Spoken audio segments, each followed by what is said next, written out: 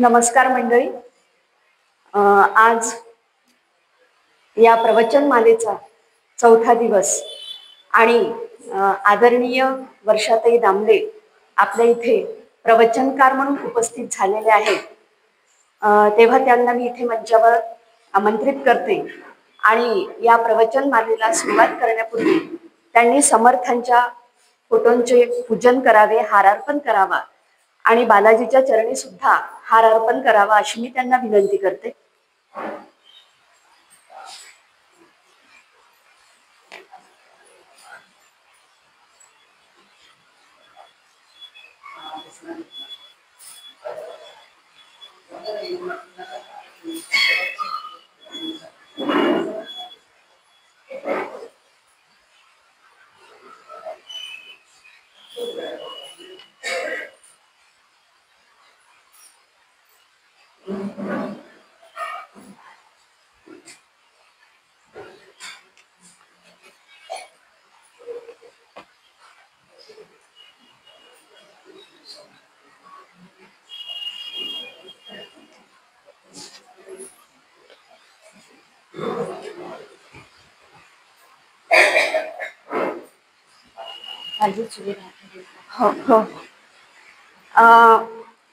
आजच्या प्रवचनकारांचे पुष्पहाराने देवस्थानतर्फे स्वागत करतील माननीय सौ वैशालीताई जोशी यांना मी विनंती करते की त्यांनी वर्षाताईचं स्वागत करावं.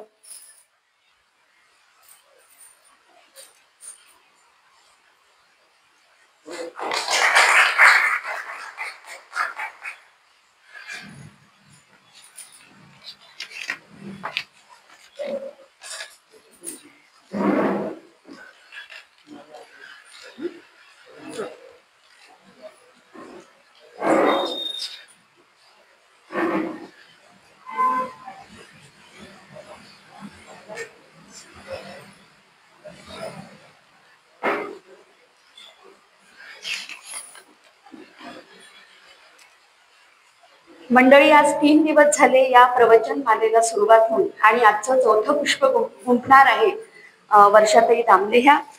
तत्पूर्वी त्यांचा आपण थोडासा एक परिचय बघूया. त्यांचं शिक्षण झालेलं आहे MA MPhil. त्यांना वाचनाची आणि खेळाची आवड आहे आणि त्यांनी क्रीडेमध्ये विशेष प्रावीण्य संपादन केलेलं आहे. त्यामध्ये कबड्डीमध्ये आंतरराष्ट्रीय स्तरावर प्रतिनिधित्व केलं आहे त्यांनी आणि अमरावती विद्यापीठाच्या चमूचे नेतृत्व सुद्धा वर्षाताईंनी केले आहे. त्यानंतर त्यांना अनेक पारितोषिक सुद्धा मिळालेले आहेत. त्यामध्ये राज्य नाट्य स्पर्धेमध्ये 2दा त्यांनी अभिनयाचे प्रथम पारितोषिक घेतले. मुंबई येथे त्यांनी P&G या मल्टीनॅशनल कंपनीमध्ये स्टेट सुपरवायझर म्हणून जवळपास 5 वर्ष नोकरी सुद्धा केली आहे. त्यानंतर गोवा अँटीबायोटिक्स या कंपनीत मेडिकल रिप्रेझेंटेटिव्ह म्हणून 2 वर्ष नोकरी त्यांनी केली आहे. ग्राहक न्यायालयात सदस्य या पदावर अमरावती आणि यवतमाळ येथे सेवा प्रदान केली. 2004 पासून सद्गुरूंच्या आशीर्वादाने आणि मार्गदर्शनाने त्यांनी प्रवचनाला सुद्धा सुरुवात केली आहे. कीर्तन सेवा सुद्धा त्या देतात. 2004 पासून त्यांनी कीर्तन सेवेला प्रारंभ केलेला आहे. 2013 मध्ये भागवत कथा आणि रामायण या कथांना देखील त्यांनी सुरुवात केली. 2022 मध्ये देवी भागवत कथेला सुद्धा त्यांनी प्रारंभ केला आहे. 2004 पासून कीर्तनकुल शाखा यवतमाळ या संस्थेच्या अध्यक्षपदाची जबाबदारी सुद्धा त्या सांभाळत आहे. त्यानंतर याच संस्थेमार्फत हरिभक्त परायण मोहनबुवा कुबेर यांच्या मार्गदर्शनाखाली दरवर्षी त्या कीर्तन प्रशिक्षण सुद्धा घेतात आणि त्या सध्या समर्थ उपासक मंडळ यवतमाळ या संस्थेच्या सचिवपदी कार्यरत आहे. अशा अष्टपैलू व्यक्तिमत्वाच्या धनी आज आपल्याला इथे लाभलेल्या आहे आदरणीय वर्षाताई दामले या आणि त्यांच्या प्रवचनाचा विषय आहे त्रिविधता. तर तेव्हा मी माननीय वर्षाताईंना विनंती करते की त्यांनी आपल्या प्रवचनाला सुरुवात करावी. धन्यवाद.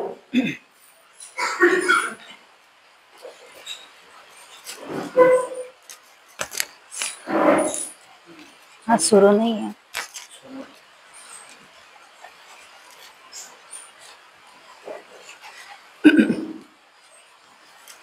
जय जय रघुवीर समर्थ मंगल मूर्ती मोरया. वेंकटरमणा गोविंद। भगवान प्रभु रामचंद्र महाराज की जय। महारुद्र हनुमान की जय। सद्गुरु समर्थ रामदास स्वामी महाराज की जय। सद्गुरुनाथ महाराज की जय। जय जय रघुवीर समर्थ। गुरुर्ब्रह्मा गुरुर्विष्णू गुरुर्देवो महेश्वरा। गुरु साक्षात् परब्रह्म तस्मै श्री गुरवे नमः। शुकासारिखे पूर्ण वैराग्य जाचे वसिष्ठा परिज्ञान योगेश्वराचे। कवी वाल्मिकी सारिखा मान्य ऐसा नमस्कार माझा सद्गुरु रामदासा। अनेन प्रियतां देवो भगवान जानकी पती। श्रीरामचंद्र पूर्वेषाम् अस्माकं कुलदैवतं। श्रोता वक्ता श्रीराम समर्थ। जय जय रघुवीर समर्थ। बालाजी देवस्थानातर्फे दरवर्षी आयोजित केल्या जाणाऱ्या या प्रवचनमालेमध्ये यावर्षी दासबोध या ग्रंथावर ही प्रवचनमाला सुरू झालेली आहे। सर्वप्रथम आपण भगवान बालाजींचा आशीर्वाद घेऊया। प्रभू रामचंद्र, श्री हनुमंत समर्थ आणि सद्गुरुनाथ आपल्या पाठीशी आहेतच, त्यांचाही आशीर्वाद आपल्या सगळ्यांच्या पाठीशी आहे। सर्व ज्येष्ठ श्रेष्ठ श्रोत्यांना विनम्र अभिवादन करते आणि चिंतनाला आपण प्रारंभ करूया। यावर्षी विषय म्हणजे ग्रंथ निवडले गेलेला आहे दासबोध। त्याची प्रस्तावना पहिल्या दिवशी झालेलीच आहे, परंतु एक छोटासा मुद्दा अनवधानाने बहुतेक राहून गेला। ग्रंथाचा नावाचाच अर्थ आपण सगळ्यात पहिल्यांदा बघितला पाहिजे। कोणताही ग्रंथ आपण अभ्यासाला घेतला तरी त्याचा अर्थ काय आहे हे आधी कळलं की पुढचा ग्रंथ समजायला आपल्याला सोपं होऊन जातं। तो अर्थ राहून गेलेला आहे तो बघूया। आणि म्हणून 2-3 अर्थ आपल्याला या दासबोध या ग्रंथाचे अर्थ सापडतात। ते असे आहेत की दास आणि बोध। जो दास होतो त्यालाच बोध होतो। आणि दास म्हणजे दीनत्व पत्करावं लागतं, लाचार नाही। दीनत्व पत्करलं पाहिजे। असा दीनत्व पत्करलेला जो असतो तो दास असतो आणि त्यालाच बोध होतो। बोध म्हणजे ज्ञान। मग ज्ञान कोणतं? व्यावहारिक जे काही शिक्षण आहे त्यालाही आपण ज्ञान म्हणतो, पण आध्यात्मिक क्षेत्रामध्ये त्या ज्ञानाला केवळ माहिती म्हणतात। आणि ज्ञान म्हणजे समर्थांनी व्याख्या दिलेली आहे दासबोधामध्येच। ऐक शिष्या ज्ञानाचे लक्षण। ज्ञान म्हणजे आत्मज्ञान, पाहावे आपणासे आपण या नाव ज्ञान। म्हणून परत प्रत्येक आध्यात्मिक ग्रंथाचा विषय असतो तो म्हणजे जीवानी शिवाशी एकरूपत्व प्राप्त करून घेणे।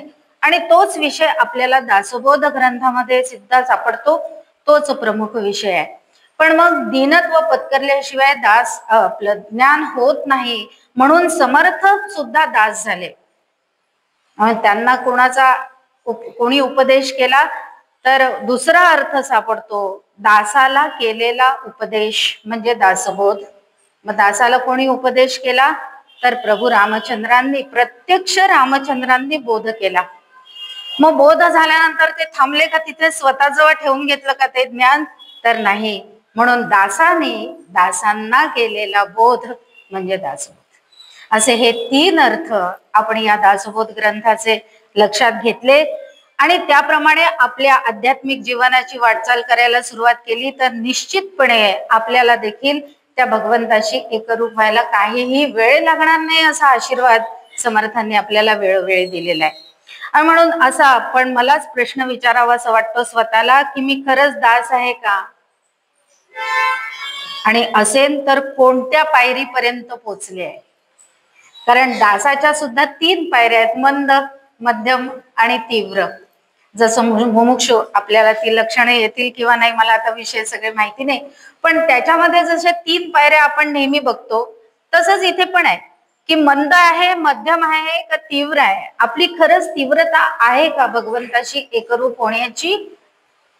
तर ती जशी जशी असेल तसा तसा प्रत्येकाला त्याचा अनुभव आल्याशिवाय राहणार नाही, किंवा अनुभव येईलच असा भगवंतांनी किंवा समर्थांनी आपल्याला इथे काय दिलेलं आहे, आशीर्वाद दिलेला आहे. आणि म्हणून शास्त्र सांगतं की ज्या जन्मामध्ये, म्हणजे समजा या जन्मामध्ये मी 4थ्या इयत्तेपर्यंत पोचले अभ्यास करता करता, आध्यात्मिक अभ्यास करता करता, तर तो वाया नाही जाणार.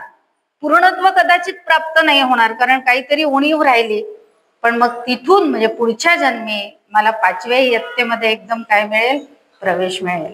आणि असा प्रवेश मिळवायचा असेल तर मला दीनत्व पत्करलं पाहिजे, अत्यंत तळमळीने पत्करलं पाहिजे आणि तीव्र पत्करलं पाहिजे, असं समर्थ आपल्याला या दासोबोध ग्रंथामध्ये सांगतात. आणि म्हणून एवढ्या प्रस्तावनेनंतर आपण आजच्या विषयाकडे वळूया. हा राहिलेला छोटासा मुद्दा आपण सगळ्यांनी लक्षात ठेवावा.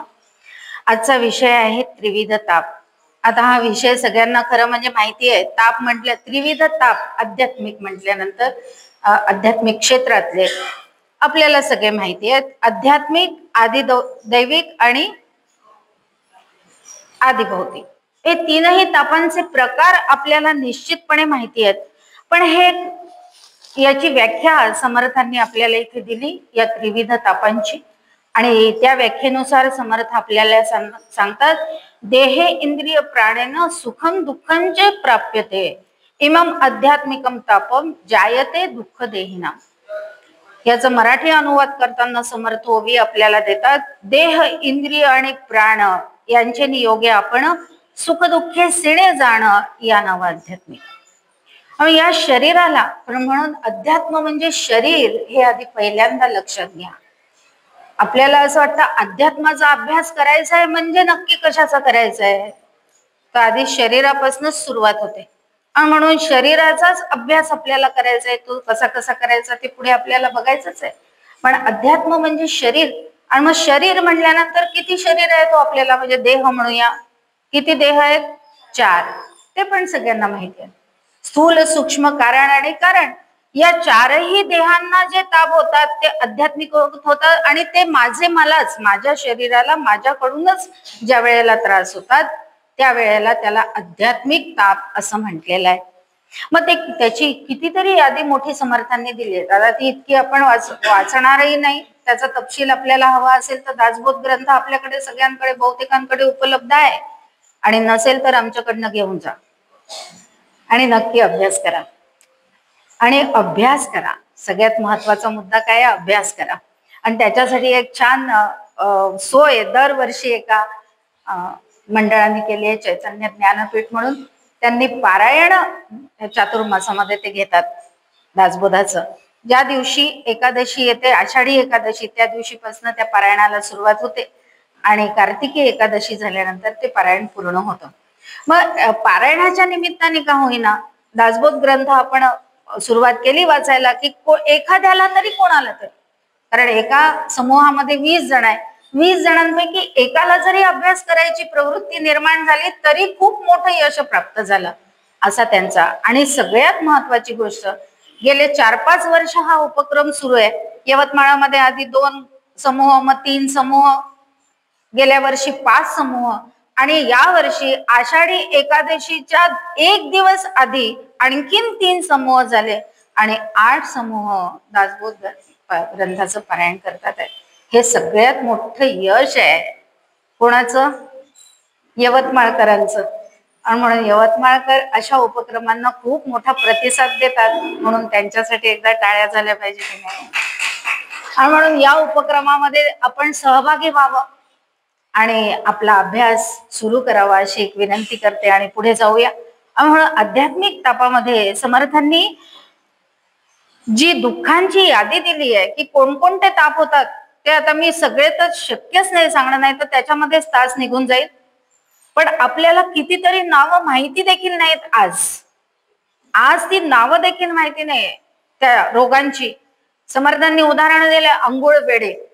मी तरी या नावांचा काही विचार करण्याचा प्रयत्न केला नाही, शोधत पण बसले नाही की म्हणजे काय. कोणता तरी हा रोग आहे आणि तो शरीराला होतो. वाटीवटक, त्यानंतर कुळीक तरळ कामिणी, कामिणी म्हणजे मला असं वाटतं देवी असाव्या बहुतेक, कदाचित, माहिती नाही. म्हणून अशा सगळ्या या रोगांचे की ज्या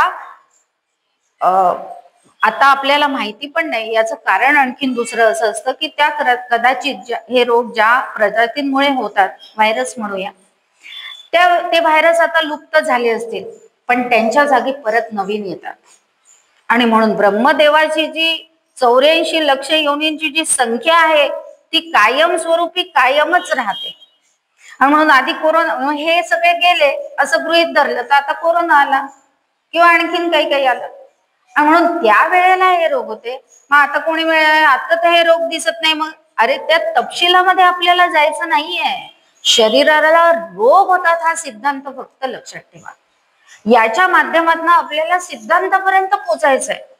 त्यावेळेला ते ताप होते, आता कोरोना येईल, कोरोना नंतर आणखीन 100 वर्षांनी दुसरा कोणता तरी व्हायरस येईल आणि तो नवीन नावाने प्रसिद्ध होईल.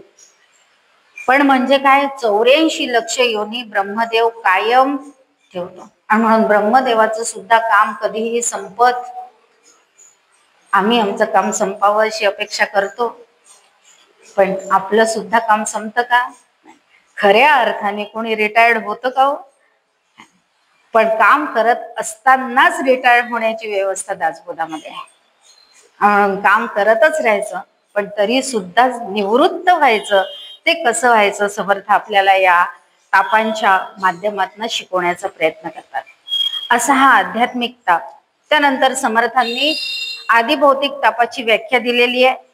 आधी संस्कृत, कारण समर्थांनी आपल्याला आधीच सांगितलं की मी हे दासबोध जो लिहिला तो अनेक शास्त्रीय ग्रंथांच्या आधाराने दिला, आणि म्हणून संस्कृत भाषेतला असलेल्या ग्रंथाचा आधार देऊन समर्थ सांगतात, सर्व भूतेन संयोगा सुखम दुःखं च जायते द्वितीय ताप संताप सत्यम चैवादी भौतिक. त्याचा मराठी अर्थ समर्थ देतात आपल्याला, सर्व भूतांचे निसंयोगे सुख दुःख उपजो लागे ताप होता मनभंगे या नावा आदिभूतिका.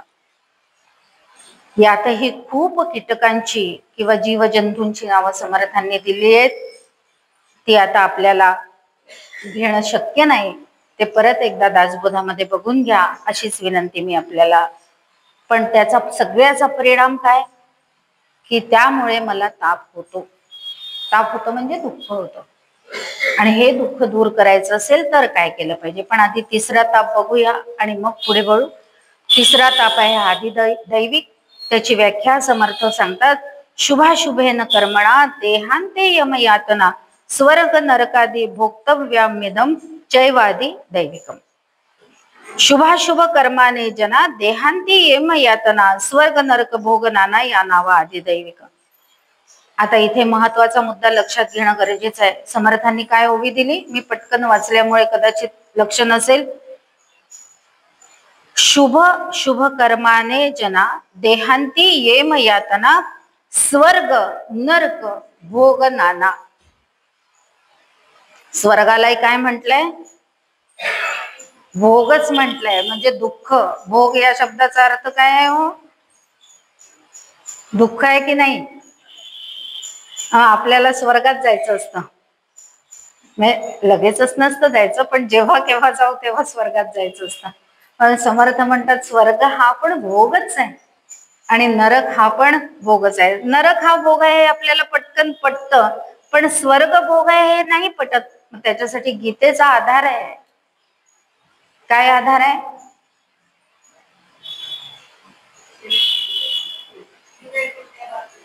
क्षीणे पुण्ये मर्त्य लोकम विशंती. आणि श्रोत्यांचे कान तयार आहे, आता ते वक्ताही आहेत अर्थातच.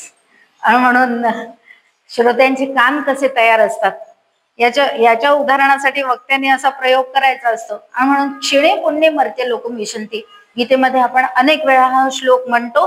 त्याचा अर्थ समर्थ आपल्याला इथे सांगतात की स्वर्ग हा हे पण अंतिम ध्येय नाही. मुळात ते ध्येयच नाही, अंतिमचा प्रश्नच येत नाही. ते ध्येयच नाही, ते नसावंच, कारण तिथनं परत परतच यावं लागतं. मग जिथनं परतच यावं लागणार असेल तिथे जायचं कशाला. म्हणून तुकाराम महाराज म्हणाल, किती वेळा यावे जन्म, किती वेळा व्हावे फजिता. अशी फजिती करून घेण्यासाठी जन्माला यायचं का, नकोच ते. आणि म्हणून स्वर्गात आपल्याला जायचं नाही, आणि तो भोगच आहे हे आपण एकदा मान्य केलं, स्वीकारलं की आपण परत स्वर्गाची आशा अपेक्षा इच्छा करणार नाही, असा समर्थांचा इथे विश्वास आहे. आणि म्हणून पण त्याच्यासाठी काय केलं पाहिजे, कारण हे भोग कशामुळे निर्माण होतात, तर समर्थ आम्हाला सांगतात, राजा सांडिता राजनीती तयास ये मग गांजिती ये नीती सांडिता धावती देवगण. आता राजा म्हणजे कोण? फक्त जे राज्य करतात तेच का? माझ्या घराचा मी पण राजाच असतो ना, प्रत्येक जण राजाच आहे. म्हणून नाही तर आपल्याला काय वाटतं, हे दुसऱ्यांसाठी सांगितलंय. ओवी वाचताना मी काय विचार करते, राजाच आहे. आणि ते तर आता आहे, दिसतच आपल्याला राजे काय काय करतात आहेत ते जातील नरकात, मी कुठे जाणार आहे. पण माझ्या घरात मी राजा आहे हे मी विसरूनच जाते. आणि मग तिथे जर मी चुकत असेल तर मग मला पण काय होणार आहे, एक तर स्वर्गात जावं लागेल, नाही तर नरकात जावं लागेल. म्हणून हे मला नको असेल तर म्हणून याच आधाराची किंवा याच अर्थाची ओवी माऊली सुद्धा आम्हाला देते. विधी ते पाळीत निषेधाते गाळीत माझं देऊन जाळीत कर्मफळ.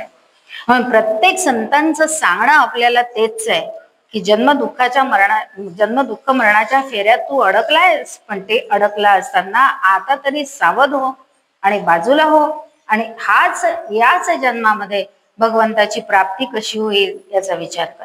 आणि म्हणून या 3 तापांचं हे विस्तृत वर्णन समर्थांनी या 3 समासांमध्ये केलेलं आहे. आदिदैविक ताप, आदिभौतिक ताप आणि आध्यात्मिक ताप. पण हे का होतात आणि त्याचे परिणाम काय काय आहेत? आता या तापांची नावं आम्हाला माहिती आहे, अर्थ आम्हाला कळतात की शरीराला होणारा ताप तो आध्यात्मिक ताप, जगाकडून होणारा ताप तो आदिभौतिक ताप, आणि देव ज्या वेळेला आम्हाला आमच्या सुखदुःखाचं फळ देतो, म्हणजे आमच्या कर्माचं फळ सुख किंवा दुःख देतो, त्यावेळेला तो आदिदैविक ताप. पण हे का होतात हे याचा कधी आम्ही विचारच करत नाही. समर्थ आम्हाला इथे सांगतात की तो का झाला, कशापासून झाला, कुठून सुरुवात झाली, कशी सुरुवात झाली आणि त्याचे परिणाम काय आहेत. तर समर्थांनी आपल्याला किंवा प्रत्येकच शास्त्रीय ग्रंथ सांगतं की ब्रह्माला स्फुरण झालं. ते थोडं मी तक्ता आणलेला आहे, पण तो आपल्याला इथे कुठे लावला तर तो तुम्हाला दिसणार नाही, त्यामुळे कोणीतरी धरून वैदेही थोडासा त्रास देते. पण एक 5 मिनिटं थोडस प्लीज उभं राहा, म्हणजे कळेल आपल्याला सगळ्यांना. ते मी स्केच पेननी लिहायला होतं, पण ते काय वेळेवर काहीतरी सुचतं, आणि म्हणून मग साध्या पेननी लिहिल्यामुळे ते थोडं अस्पष्ट आलेलं आहे हे खरं. ब्रह्माला संकल्प झाला, आता स्फुरण झालं, संकल्पही नाही, शब्द चुकला माझा. ब्रह्माला स्फुरण झालं असं शास्त्रीय ग्रंथ आम्हाला सांगतात. काय स्फुरण झालं तर एकोहम बहुश्याम, तिथे लिहिलंय बघा आपण. आणि म्हणून एकोहम बहुश्याम, मी एकटा आहे, मी विभू अशी या स्फुरणाने या जगताची सुरुवात झाली. आणि ते स्फुरण असणार ब्रह्म या सकल सृष्टीचं कारण झालं. पण त्या कारणापासून कार्य होतं आपल्याला माहिती आहे, कोणत्या तरी कार्याच्या साठी कारण असतं. शिऱ्याचं कारण काय आहे? रवा. रवा असेल तर शिरा होईल, कणिक असेल तर होईल, मुगाच्या डाळीचा मूग डाळ असेल तर होईल. हे सगळे पदार्थ नसतीलच तर शिरा कसा होईल? म्हणून कारण हे मुख्य काहीतरी आहेच, हे आपण फक्त लक्षात घेतलं पाहिजे. आणि त्या कारणापासूनच कार्य निर्माण होतं हेही आपल्याला इथे लक्षात येतं. आणि म्हणून या जगताचं किंवा माझं कारण काय आहे, माझा हा देह निर्माण होण्याचं मूळ कारण आहे ब्रह्माला स्फुरण झालं. पण ते स्फुरण झालं त्यांनी केलं का? केलं म्हटलं तर काय होतं?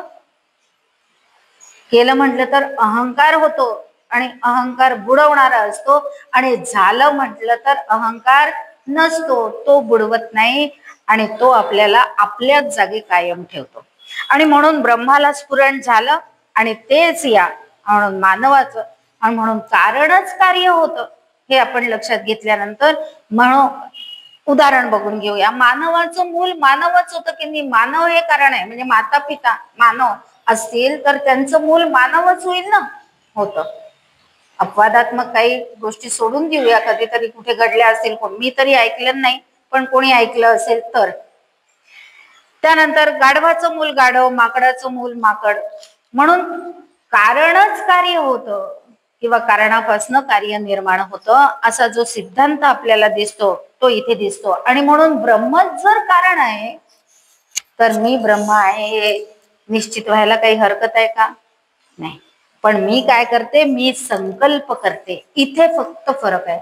इथे आपण पाहिल्याप्रमाणे ब्रह्माला स्फुरण झालं आणि मी संकल्प करते काय, मी देह आहे. आणि मी देह आहे असं म्हटलं की झाला, तो देह मला निर्माण होतो आणि देह निर्माण झाला आणि तो मी करायला लागला की मी करायला लागल्याबरोबर माझं येतं. मीच्या अनुषंगाने काय येतं, माझे आई वडील. पहिल्यांदा काय येतं, माझे आई वडील, मग माझं घर, माझे आई वडील. त्यावेळेला ज्या वेळेला मी काल आपण प्रापंचिकांची गाथा ऐकली त्यावेळेला पहिल्या काही काळापुरते आपलं विश्व फक्त आई वडिलांपुरतच असतं की नाही मर्या, आणि तेच म्हणजे आमचं विश्व आहे असं आम्हाला वाटत असतं आणि त्यांच्याशिवाय आमचं काही होणारच नाही असं पण आम्हाला वाटत असतं. आणि म्हणून जेव्हा कुमारिका आता पुढे कुमारिकांना जेवणाला बोलवायचे दिवस येतात नवरात्रामध्ये, आणि त्या कुमारिकेला माझी बहीणच उत्तर द्यायची म्हणून ते उदाहरण मला सहजच सुचलं. आता त्या कुमारिकेला जेवायला बोलवलं की ती त्या बाई विचारायच्या, काका स्वयंपाक कसा झाला? छान झाला काकू. आता त्यांनी खरं म्हणजे गप्प बसावं इथेच, पण नाही, त्या पुढचा प्रश्न काय विचारतात, तुझ्या आईसारखा झाला का? लगेच उत्तर येतं नाही. का नाही? कारण रोज आईच्या हातचा स्वयंपाक खायची म्हणजे बनवलेला स्वयंपाक खायची सवय आहे आणि तोच आवडीचा होतो. त्याच्यामुळे आता काही, आणि निरागस असतं, लहान मुलं निरागस असतात, त्याच्यामुळे ते काय असं दुटप्पीपणा तिथे काही नाही की हो नाही तुमचाच चांगला झाला असं म्हणून वापस येण्याची काही मानसिकता तिथे नाही. म्हणून ते तिथे काय होतं, माझं, मीच्या अनुषंगाने माझं येतं. माझे आई वडील, माझं घर, माझं राष्ट्र, माझा देश, माझं गाव, माझं. आणि मग त्याच्या अनुषंगाने पुढे येतं मी करते. तिथे आहे बघा लिहिलेला तक्ता. हा तक्ता पाठ केला की दासबोध आला. मग आता पुढे प्रवचन मला कंटिन्यू करायचे की नाही, पाऊसही येतोय, गमतीचा भाग सोडून देऊया. पण असा आहे की मी, आणि म्हणून याला उपाय आम्हाला शोधावा लागतो. आणि या तीन प्रवृत्तींमुळे मी, माझं आणि मी केलं किंवा नाही केलं याच्यामुळे भ्रांती निर्माण होतात. आणि देह सत्यत्व, जगत सत्यत्व आणि कर्तृत्व, भोक्तृत्व, संघ भ्रांती आणि विकार भ्रांती अशा 5 भ्रांती निर्माण होतात.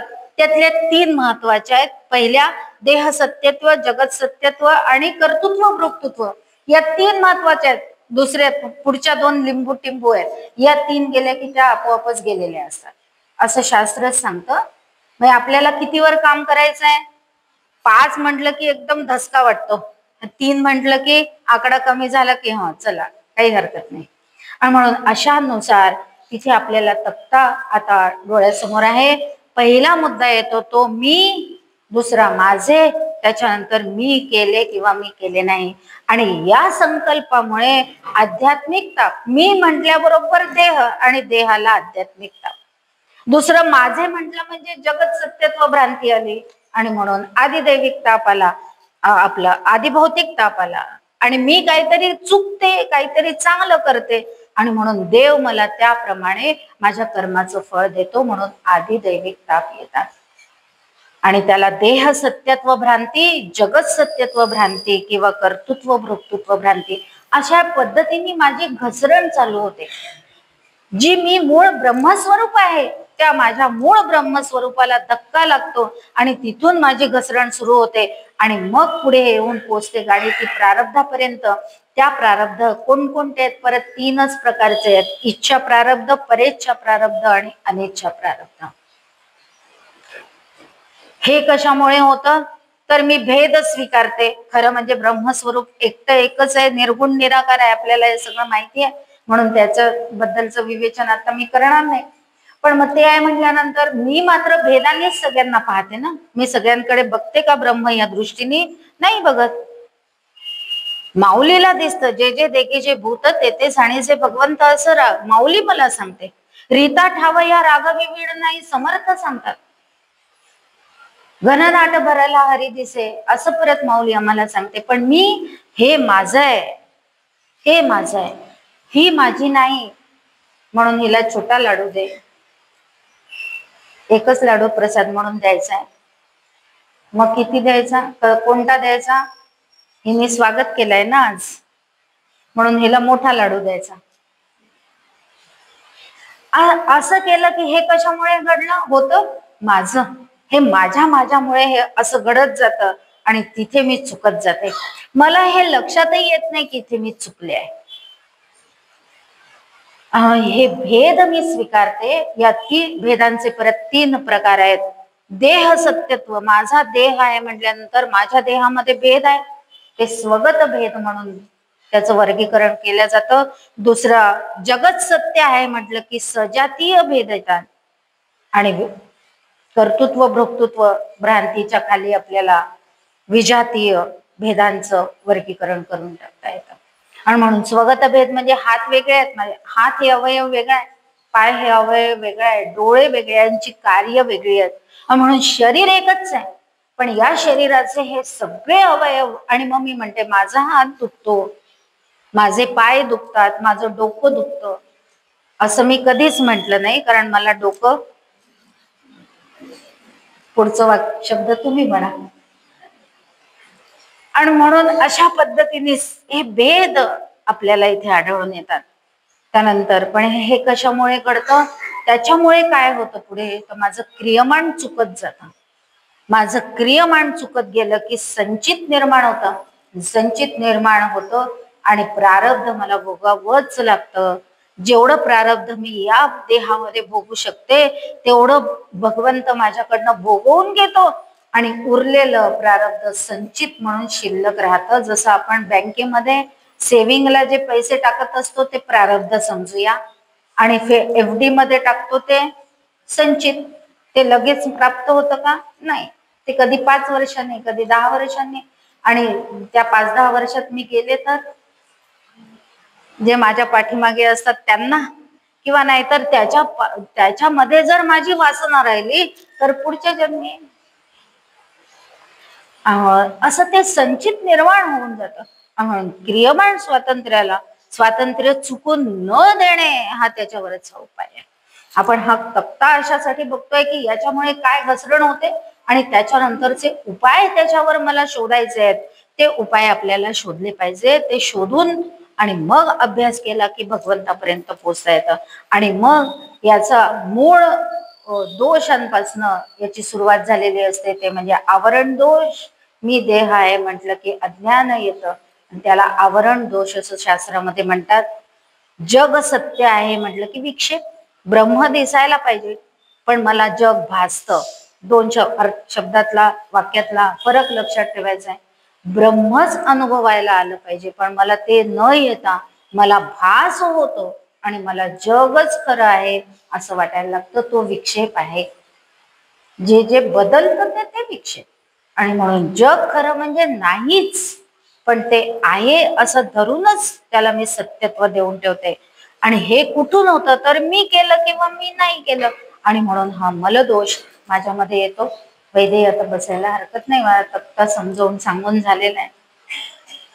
हा तक्ता एकदा पाठ केला आणि हा एकदा लक्षात जर आपण ठेवला तर आपल्याला दासबोधाचा 80% अभ्यास झाला, किंवा आध्यात्मिक क्षेत्रातला 80% अभ्यास झाला असं आपण म्हणतो.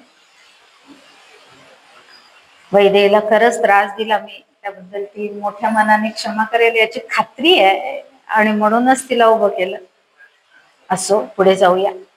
म्हणून या सगळ्या जंजाळातनं जर आम्हाला बाहेर पडायचं आहे तर आम्हाला काय केलं पाहिजे, तर आजच्या दिवसाच्या महत्वाकडे येऊया.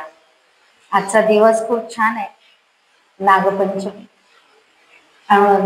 ही नागपंचमीचा नाग म्हणजे काय याचा कधीतरी आपण विचारच करत नाही ना. हे विषय आहेत, हे सगळे. मी देह आहे, हे जग सत्य आहे, अमुक आहे, हे सगळे विषय आहेत. आणि म्हणून नाग म्हणजे विषय, आणि त्याची पूजा करायची आहे. कशासाठी?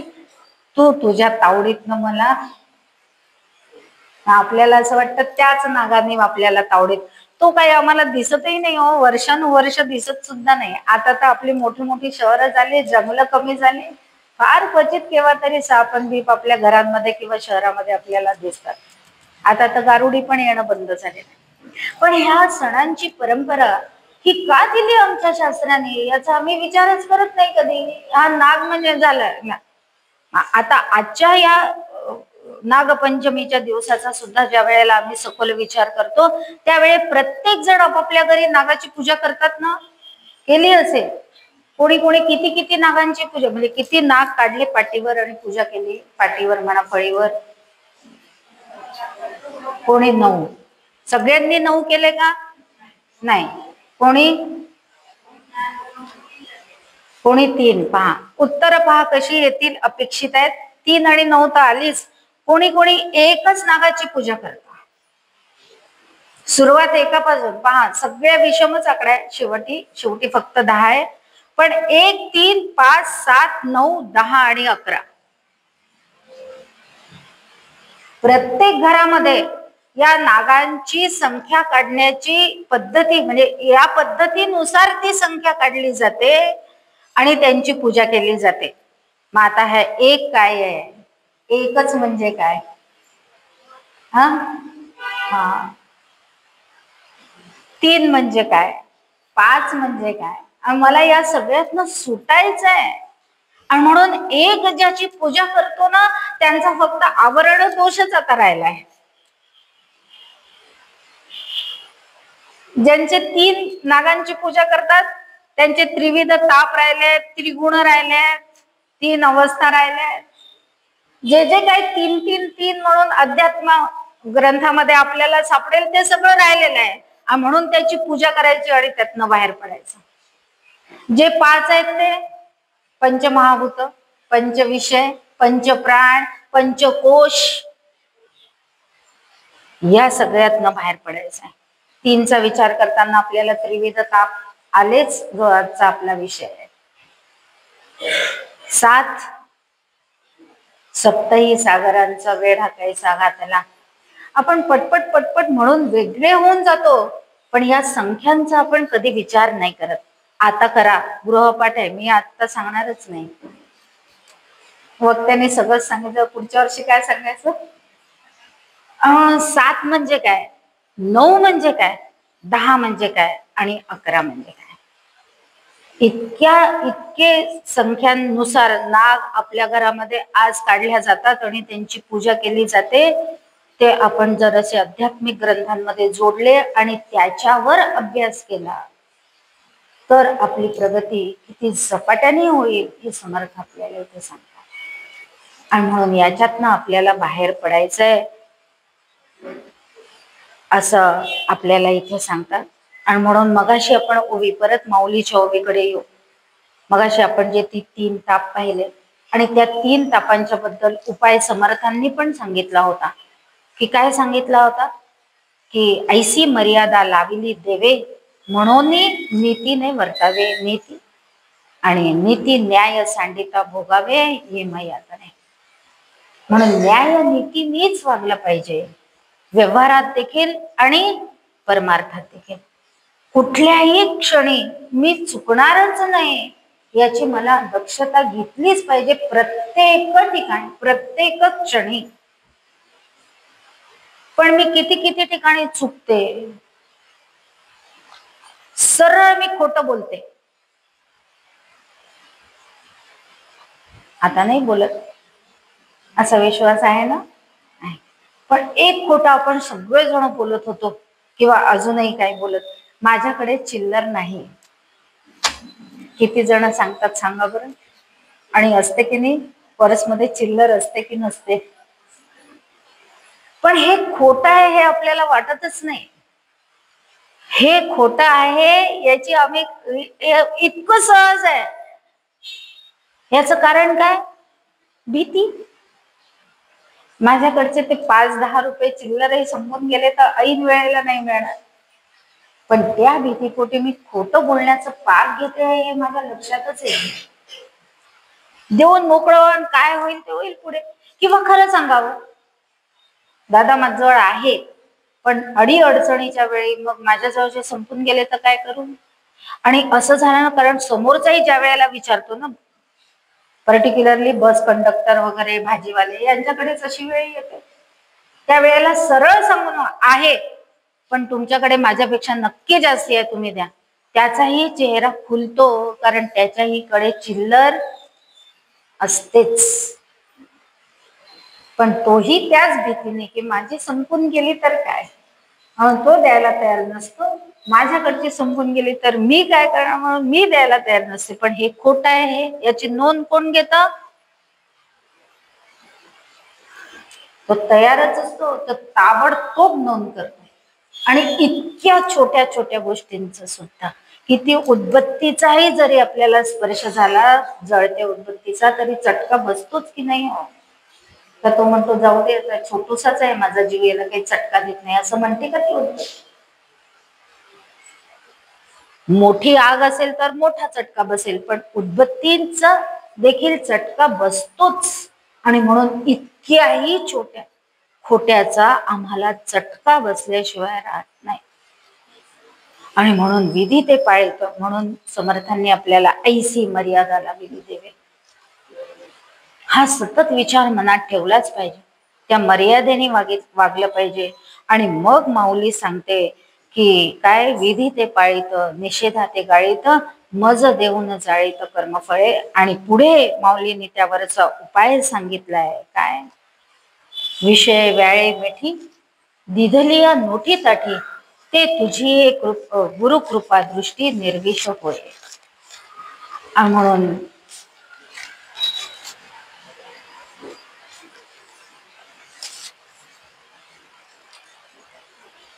आता इथे या ओवीच्या माध्यमातून आपल्याला विचार करण्याची गरज आहे. काय सांगितलं माऊलींनी? विषय व्याळे मिठी. आज आपण तो विषय बघितला. आणि म्हणून या सगळ्या विषयांमध्ये जे मी गुरफटले गेले, कोणकोणते? देह सत्य आहे, जग सत्य आहे, आणि कर्तृत्व भोक्तृत्व माझं आहे.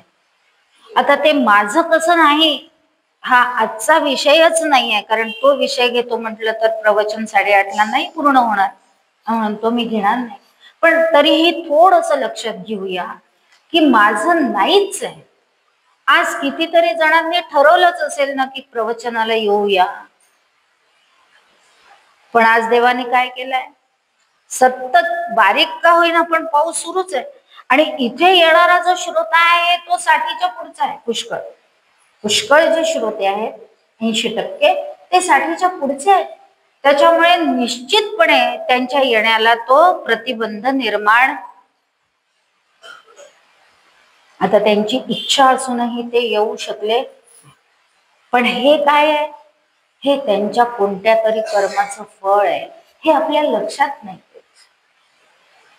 पाऊस निमित्त पाऊस आहे, पण हे त्यांच्या कर्माचं फळ आहे, हे आपल्याला लक्षात येत नाही. आणि म्हणून मर्यादा सांगितलेली देवे, त्या मर्यादेनेच आपण वागलं पाहिजे. आणि मग माऊली आम्हाला सांगते की ह्याच्यातनं सुटायचं असेल तर गुरूंची कृपा व्हावी लागते. पण त्याच्या आधी काय करावं लागतं आम्हाला? एकदम गुरु प्राप्त होतात का? मग एकदम गुरु प्राप्त होणं कठीण आहे. आधी आम्हाला शिष्य व्हावं लागतं. पण शिष्य लक्षण येणार आहे त्यावेळेला त्याचा पूर्ण विचार होईल. पण शिष्य होण्याआधी पण ज्या वेळेला आम्ही या त्रिविध तापांपासून काय होतो, पोळल्या जातो. समर्थांनी सांगितलंच आम्हाला की हे सगळं आम्ही मानलं की आम्हाला त्रास सुरू होतोच. देहापासून त्रास, जगापासून त्रास, याच्यातनं सुटायचं आहे असं कधीतरी वाटायला लागतं. आणि मग आम्ही आमच्या मनानेच काय करायला सुरुवात करतो, तर एखाद्या देवतेचा जप करायला सुरुवात करतो. पूजा तर आपण करत असतोच, आपल्या पिढीपर्यंत तरी आपण करतोच आहे. आणि आपल्यासारख्या घरात कुटुंबांमध्ये ती पुढे पण चालू राहील, कारण ते संस्कार आपोआपच आपल्या मुलांवर झालेले आहेत. म्हणून प्रत्येक गोष्ट अगदी काय नकारात्मकतेने बघण्याची गरज नाही, कारण अजूनही चांगलेच लोक आहेत. म्हणून आपण एवढ्या निर्भयतेने जे काय करू शकतो आहे ते करू शकतो. फारच जेव्हा यवनी राज्य सुरू होईल त्यावेळेला घरातनं बाहेर पडणं सुद्धा मुश्किल होऊन जाईल. आणि म्हणून आजही सकारात्मकता ठेवलीच पाहिजे की चांगलेच लोक अजूनही जास्त आहेत. वाईटांचं सगळं पुढे येतं कारण आता टीव्ही आले, मीडिया आला वगैरे त्याच्यामुळे. पण त्याचं पर्सेंटेज पाहिलं तर फार कमी लोक क्राईम करतात आणि बाकी सगळे सर्वसाधारण लोक एकदम क्राईम करायला जात नाही. आणि म्हणून अजूनही चांगल्यांचीच संख्या जास्त आहे. चुकत असतील हा भाग, कारण चुकतात. कारण का चुकतात? मलाच मिळालं पाहिजे, मला मिळालं पाहिजे, मीच चांगला असलं पाहिजे, माझंच सगळं चांगलं झालं पाहिजे, ही भावना. पण ही चुकते हे कळत नाही म्हणून करतात. मग केव्हा तरी तडाखे बसतात आणि ते तडाखे बसले, अपेक्षित यश आलं नाही, अपेक्षित सन्मान झाला नाही, कि मग ते तडाखे बसायला लागले की मग देवाची आठवण येते. मग आम्ही काय करतो, आपल्या मनाने जप करायला हरकत नाही, अजिबातच हरकत नाही. आणि प्रसिद्ध मंत्र तर आहे श्रीराम जयराम. याच जपाने बहुतेक सगळ्यांची सुरुवात होते.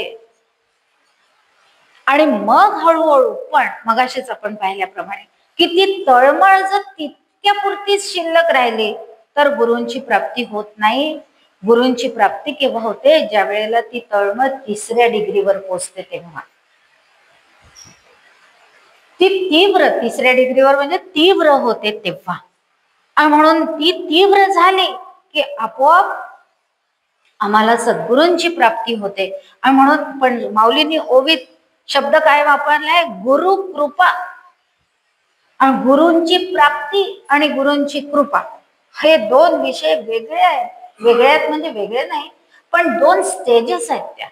आणि म्हणून एक स्टेज गुरूंची प्राप्ती ही आहे आणि मग दुसरा विषय काय आहे की त्यांची कृपा होणे. मग ते सांगतील तेच, त्याच्या पलीकडे मला जाण्याची गरज नाही. मग मी आधी माझ्या मनाने श्रीराम जयराम जय जय राम हा जप सुरू केला कारण त्या वेळेला गुरूंची प्राप्ती नाहीये. पण आता मी गुरूंचं शिष्यत्व पत्करलं म्हटल्यानंतर आता त्यांनी जर मला सांगितलं की ओम नमो भगवते वासुदेवाय हा जप करणं गरजेचं आहे किंवा आता ओम नमः शिवाय हा जप कर, तर मग मी काय केलं पाहिजे? त्यांनी जे सांगितलं.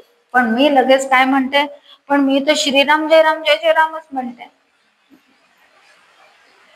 इथे काय होतं, मग ते आमची सोय किंवा आमची मानसिकता बघून म्हणतात की माझी मानसिकता, आमची शब्द चुकला माझीच म्हणूया, माझी मानसिकता बघून म्हणतात ठीक आहे. मग मी या जन्मामध्ये त्यांनी जरी ओम नमः शिवाय सांगितलं असेल तरी श्रीराम, ते तिघही वेगळे नाही हे परत लक्षात घेऊया. पण माझ्या म्हणजे माझे तापांचा प्रकार पाहून किंवा माझ्या गुणांनुसार माझी प्रकृती पाहून मला काय आवश्यक आहे हे गुरूंना कळत आहे, मला तर कळतच नाहीये. पण तरी जर मी म्हणत असेल की मी श्रीराम जयराम, मग माझी सोय पाहून ते काय म्हणतात, ठीक आहे श्रीराम जयराम जय जय राम तू सुरुवात कर, मग या जन्मी कुठपर्यंत पोचशील. म्हणून मगाचा विषय होता, सुरुवात कुठून झाली तिथून लक्षातच ठेवायचं असतं, तिथेच नेहमी उपसंहार होत असतो.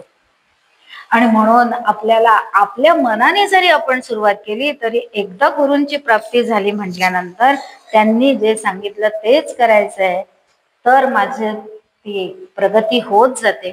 आणि मग मी एका विशिष्ट अधिकारापर्यंत पोचल्यानंतर त्यांची कृपा होते. त्यांना कृपा करायला एकही क्षण लागत नाही ते, आणि मी समोरासमोर असण्याचीही गरज नाही, कारण गुरु म्हणजे देह नाहीच. देहात असतीलही कदाचित आत्ता कोणाकोणाचे, पण कोणाकोणाचे नसतातच. कोणी कोणी समर्थांच्या समाधीवर अनुग्रह घेतात. मग समर्थ आत्ता देहाने आहेत का? नाही. गोंदवलेकर महाराज देहाने आत्ता आहेत का? नाही. पण ते आत्ता आहेत की नाही? आहेत. कारण त्यांचाही देह निर्माण व्हायला काय कारण आहे, तर एकोहम. पण मग त्यांनी संकल्प केला होता का म्हणून ते आले का जन्माला? नाही. ते त्यांनी संकल्प नाही केला, ते ईश्वराचं कार्य करण्यासाठी आले. आणि म्हणून तुकाराम महाराज मोठ्या अभिमानाने सांगतात, आम्ही आम्ही आम्ही हा शब्द त्यांनी कोणासाठी वापरला? सकल संतांसाठी, स्वतःसाठी नाही वापरला. आम्ही वैकुंठवासी आलो याची कारणासाठी. कोणतं कारण? तर माझ्यासारख्या दीन दुबळ्यांना हा मार्ग दाखवून शेवटापर्यंत नेण्यासाठी आम्ही जन्म स्वीकारतो, अन्यथा आम्हाला जन्म स्वीकारायची आवश्यकता नाही.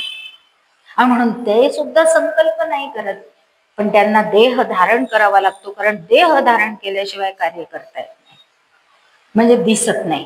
कार्य खरं ईश्वरच करतो. आणि ही धारणा त्यांची अत्यंत मजबूत आहे, आणि म्हणून त्यांना कोणताही लेप लागत नाही. आणि त्यांच्यासाठी वैकुंठातनं काय येतं? मग आता सगळ्यांना प्रश्न पडेल, माऊलीसाठी तर विमान नाही आलं, मग माऊलीची काय परिस्थिती? माऊली विमानानेच गेली असंच आपल्याला समजायला पाहिजे. एक एक उदाहरण आहे ते. समाधी घेतली माऊलींनी, नाथ महाराजांनी घेतली, समर्थांचा देह पावला म्हणतो आपण,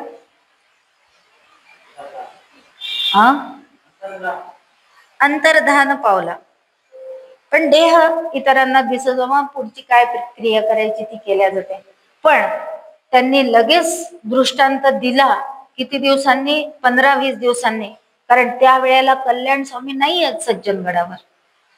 आणि सज्जनगडावर ज्या वेळेला कल्याण स्वामी आले डोंगावून आणि समर्थांच्या समाधीवर डोकं ठेवून रडायला लागले आणि म्हणाले की आतापर्यंत आपलं जे नातं होतं ते नातं आता कसं, मी कसा राहू तुमच्याशिवाय, आणि मला दर्शन द्या.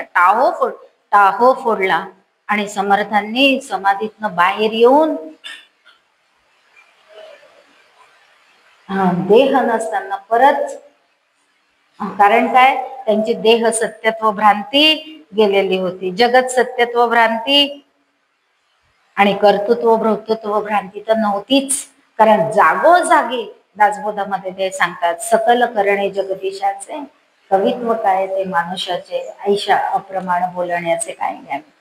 आणि म्हणून समर्थांचा हा उपदेश आपल्याला अशा पद्धतीने लक्षात घेऊन ती गुरुकृपा प्राप्त करून घ्यायची असेल तर मगाशी आपण जो तक्ता पाहिला, मी माझे कर्तृत्व वक्तृत्व, त्यानंतर येणारे देह सत्यत्व जगत सत्यत्व, या भ्रांतीतनं सुटायचं आहे, भेदातनं सुटायचं आहे, आवरण दोष विक्षेप दोष मलदोषातनं सुटायचं आहे. या सगळ्यातनं सुटत गेलो की मग काय होणार आहे?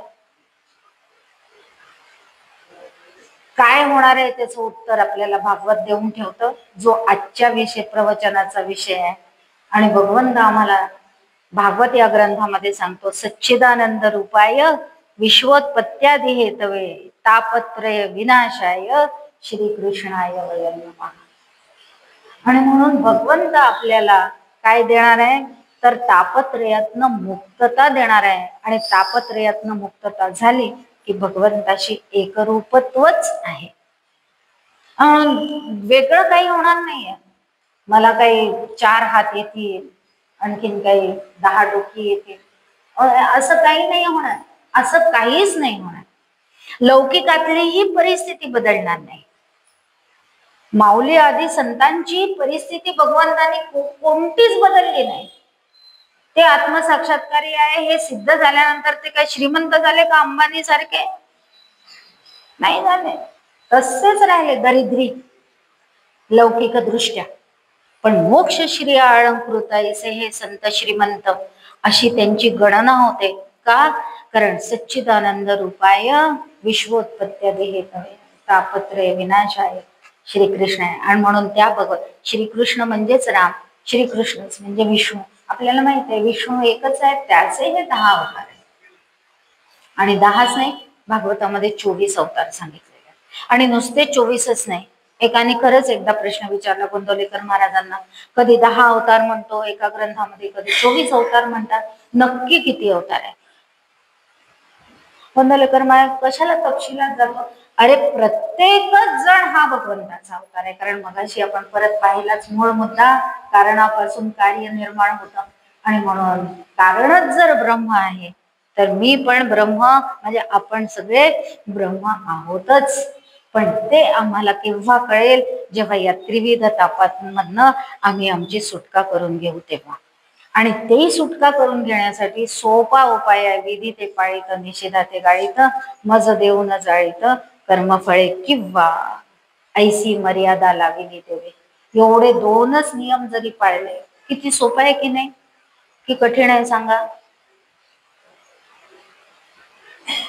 बोला, काहीतरी बोला. आता तासभर मी बोलली, आता 1 मिनिट तुम्ही बोला, एकच क्षण बोला. मिनिटही खूप झाला. सोपं आहे की कठीण आहे?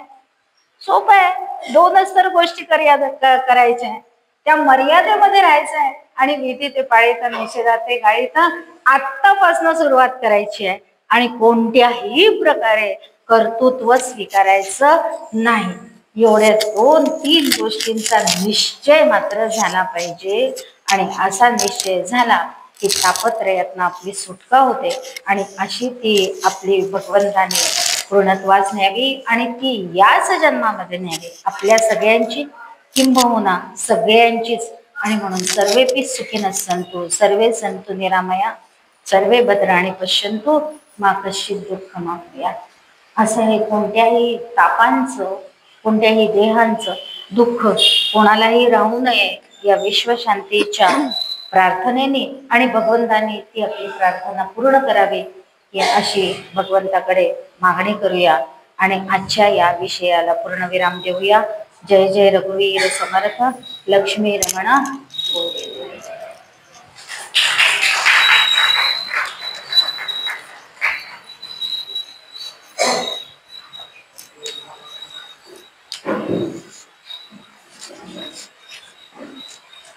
धन्यवाद वर्षाताई. वर्षाताईंनी आपल्याला ग्रंथराज दासबोध श्री स्वामी समर्थांचा अतिशय सुंदर भाषेमध्ये, रसाळ वाणीमध्ये त्यांनी त्रिविध तापाचं विवेचन आपल्यासमोर केलं आहे. आध्यात्मिक, अधिभौतिक आणि अधिदैविक या त्रिविध तापांविषयीची माहिती आपल्याला रसाळ वाणीमध्ये त्यांनी आपल्यासमोर सादर केली. त्याबद्दल मी त्यांचे खूप खूप आभार मानते बालाजी देवस्थानतर्फे. आणि उद्याचे प्रवचनकार आहेत डॉक्टर स्वानंद पुंड आणि त्यांच्या प्रवचनाचा विषय आहे शिष्य लक्षण. आणि उद्या सुद्धा सर्वांनी मोठ्या संख्येने या प्रवचनाला उपस्थित राहावं अशी मी त्यांना विनंती करते. आणि शेवटी सर्वांनी प्रसाद घेऊन जायचं आहे. आणि आजचं हे प्रवचन इथेच संपलं असं जाहीर करते. एक छोटासा बदल आहे. प्रवचन उद्या स्वानंद पुंडे यांचंच आहे, पण विषय बदललेला आहे. इतका सोपा विषय त्यांच्याकडे कधीच देऊ नये. त्यांच्याकडे कठीण विषय आहे, प्रकृती पुरुष. आणि म्हणून त्याची झालेली दुरुस्ती मला असं वाटतं संचालकांपर्यंत पोहोचली नाही, पण मी आपणापर्यंत पोहोचवते. आणि हे सर्व अधिकार आयोजकांकडे असतात बदल करण्याचे, त्यामुळे आपण ते सगळेजण मान्य करतोच, करालच अशी आयोजकांची आपल्याकडनं अपेक्षा आहे. आणि म्हणून उद्या प्रवचन आदरणीय डॉक्टर स्वानंद पुंड यांचंच आहे. विषय मात्र प्रकृती आणि पुरुष. हा, जय जय रघुवीर समर्थ.